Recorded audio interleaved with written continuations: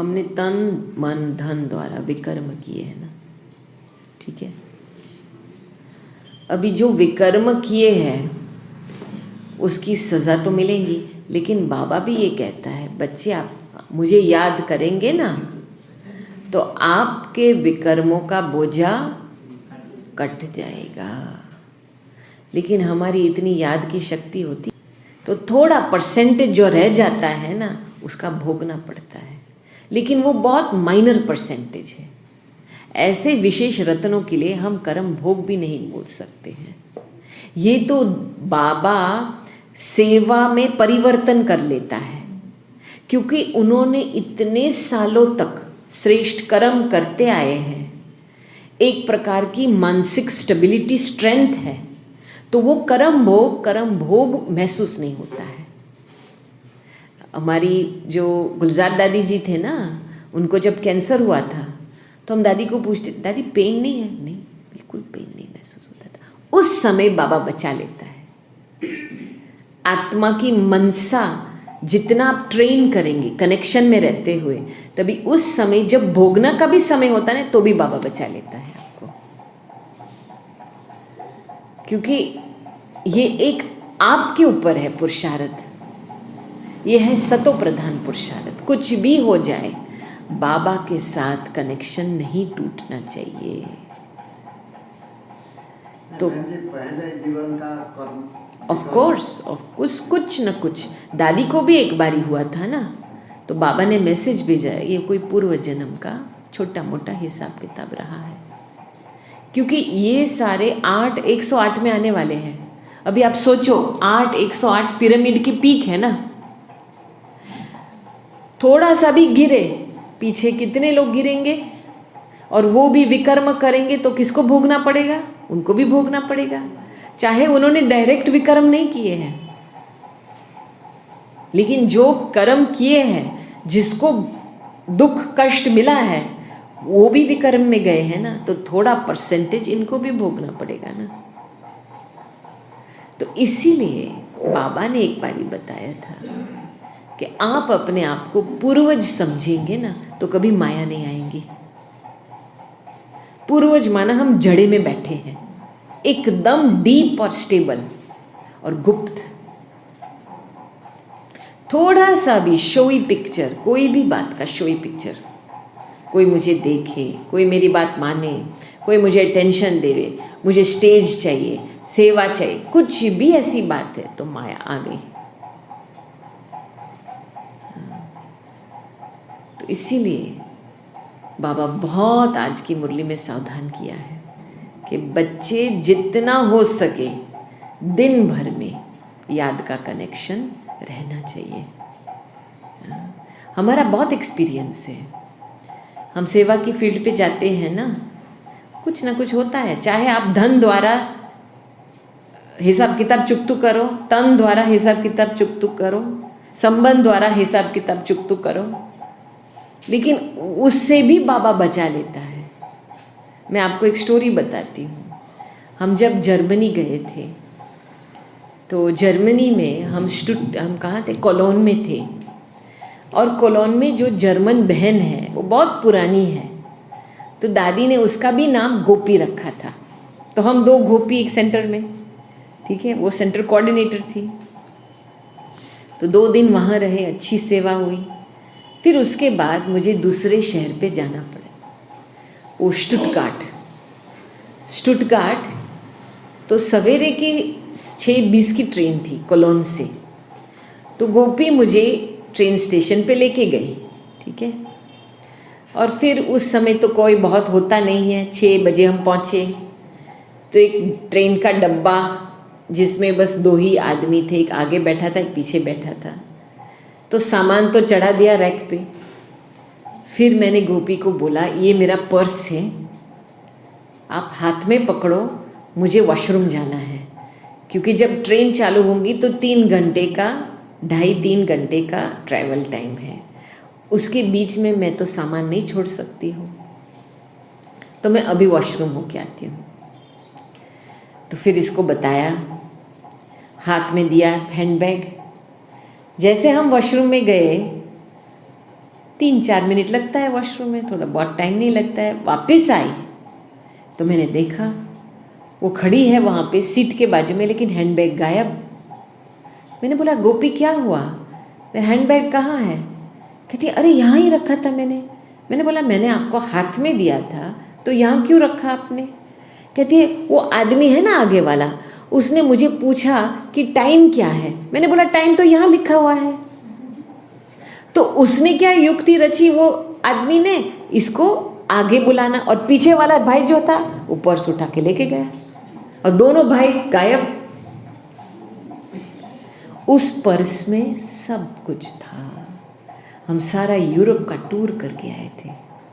जो डोनेशंस मिले थे, 2 पासपोर्ट थे, वीज़ा थे, टिकट्स थे, कार्ड्स थे, इंश्योरेंस था, ड्राइविंग लाइसेंस था, आप जो भी आईपैड था, मोबाइल फ़ोन था, इंडिया का फ़ोन था, यूके का फ़ोन था, जो भी चीज़ आपकी आइडेंटिटी को सिद्ध कर सकती वो चीज़ सब इस हैंडबैग में था। एक सेकंड के लिए जैसे किसी ने आपको नंगन कर दिया ऐसे लगा मुझे, एक सेकंड में। फिर मैंने गोपी को धक्का लगा, मैंने बोला तुम निकलो, नीचे जाओ, देखो किसने ले लिया है। वो बेचारी मूंझ गई, घबरा गई, तो नीचे उतरी, ऐसे ऐसे देखने लगी। फिर मुझे पता चला इनसे तो कुछ होने वाला नहीं है, अभी तो डिसीजन लेना है जाए या रहे। तो मैंने फिर उसको वापस बुलाया, मैंने बोला चलो सामान उतारो, हम नीचे रहते हैं। अभी देखो मन में क्या होता है। मन में मुझे पता था ये मिलने वाला नहीं है, मुझे इमीडिएट जैसे दृश्य दिखाई दिया, ये मिलने वाला नहीं है। फिर भी अभिमान क्या कहता है, नहीं ऐसे कैसे हो सकता है, जाओ कोशिश करो, ऐसे कैसे हो सकता है। तो हम दोनों ऐसे पूरा स्टेशन का राउंड मारते थे, और जैसे जाते थे कोई सब ये दोनों आदमी गायब ही हो गए थे। फिर ऐसे दूसरा चक्कर लगाया तो फिर पुलिस स्टेशन तक पहुँचे। अंदर एक पुलिस स्टेशन है, तो एक भाई वहाँ बैठा था ऐसे आधी नींद में, क्योंकि 6 बजता था सवेरे को, 6:10 हुआ था उस समय। तो वो नींद कर रहा था आधी नींद में। तो मैंने बोला sir my purse is stolen. एक oh no not another one, और मुझे 2-3 कागज़ दिए ऐसे करके। मैंने बोला ये क्या है? कहते फॉर्म भरना है। तो मैंने वो फॉर्म लिया और एक एक चीज़ जो भी मुझे याद आया मैंने उस फॉर्म पे लिखा था कि क्या इस पर्स में क्या चीज़ें थी, क्योंकि वो तो लिखना है ना, पुलिस रिपोर्ट भरना है। तो 1.5 पेज का फॉर्म था, ठीक है। मैंने उसको वापस दे दिया। वो अंदर जा कर के उसने अपना टाइपिंग शुरू किया, कम से कम 10 मिनट तो लगा उसको। इन बिटवीन मैंने जैसे पूरा लिख दिया, मैं खाली हो गई और मैंने अपने आप को अशरीरी बना दिया, बिल्कुल जैसे इस बात को मैंने बाबा की तरफ अपने आप को अशरीरी बन दिया, पूरी बात बाबा की गोद में डाल दी।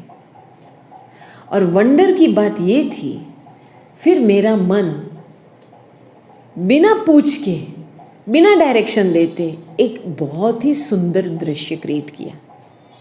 मन ने हैंडबैग को इमर्ज किया, पर्स को इमर्ज किया, पर्स का जिप को खोला, और जो भी चीज़ें थी उस पर्स में एक गुड विश लेकर के एक घर में मंजिल पर पहुंचा दिया। समझो आईपैड कोई बच्चे के हाथ में चला जाए, जो कैश था कोई मदर के हाथ में चला जाए ताकि वो घर संभाल सके, या किसी कोई बच्चे की एजुकेशन में जाए। तो एक एक चीज़ को जैसे मन विदाई दे रही थी और गुड विशेस के सहित विदाई दे रही थी। मैं तो ये दृश्य देख करके हैरान हो गई। मैंने बोला तुम कितना अच्छा मन हो, हाँ।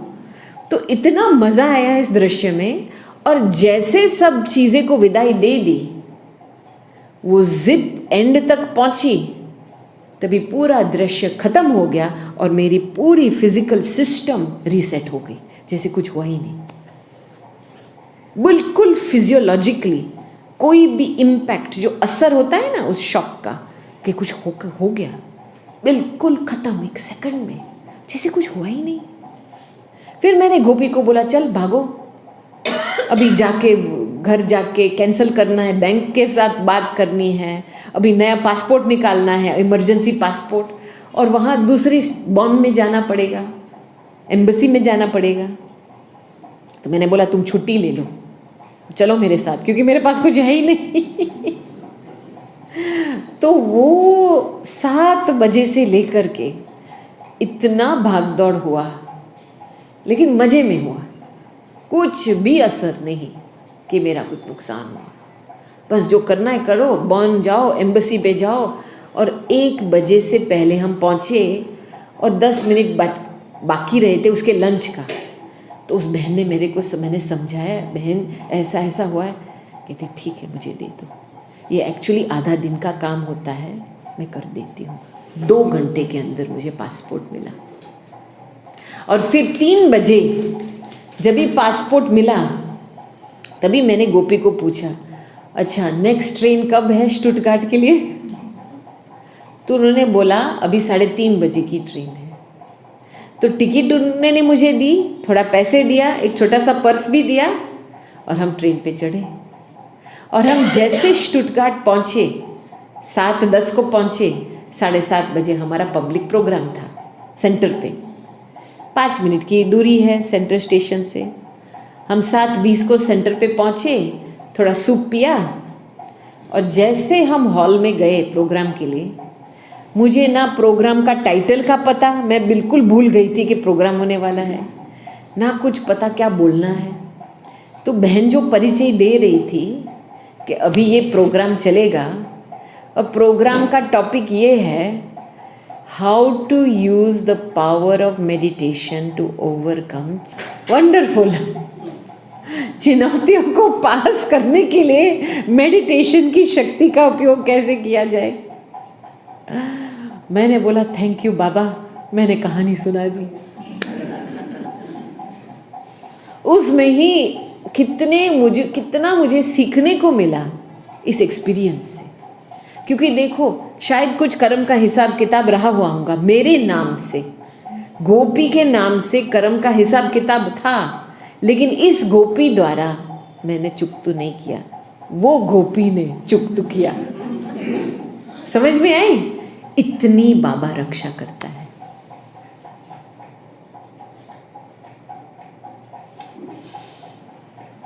ठीक है ना? तो अभी आप कर्म भोग का सोचो ही नहीं,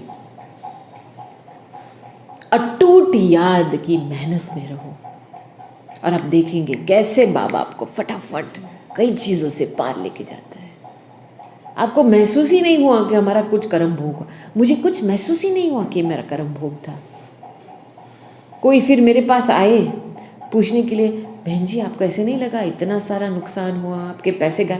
मैंने बोला मैं ब्राह्मण आत्मा हूँ, मैं परमात्मा शिव की संतान हूँ। मैंने कभी आज दिन तक कुछ मैंने वेस्ट नहीं किया है, मेरा कुछ भी चीज़ नुकसान नहीं हो सकता है, मैं दृढ़ संकल्प करके देती हूँ। समझो इसने मेरा पर्स चोरी किया तो ये लास्ट बारी होगा उसके लिए, इसके बाद उसको कभी भी चोरी करना नहीं पड़ेगा। माना इतना विश्वास था मेरे में कि इससे कुछ भला होगा ही। तो बात ये है ना, खेल है ना, एंजल्स एक खेल है। हाँ, परमात्म याद प्यार की लीला देखो, वंडरफुल है। मैं आपको बताऊँ, मेरे पास बहुत ऐसे स्टोरीज हैं, सेवा के तत्पर रह करके कैसे बाबा रक्षा करता है। कुछ फीलिंग नहीं आती, थोड़े समय के लिए कुछ होता है फिर पास हो जाता है, पता भी नहीं चलता है कुछ हुआ है। ऐसे बाबा आत्मा को बचा के रखता है। समझ में आई बात? इसीलिए कर्म भोग नहीं, सेवा। हम ब्राह्मण हैं, हमारे से ही औरों को कल्याण होगा, औरों का कल्याण होगा ना। तो वही भावना लेकर के चलेंगे ना, तो नुकसान भी परिवर्तन होकर के कल्याण बन जाएगा किसी के प्रति। हाँ? ओके, ठीक है ना सभी को?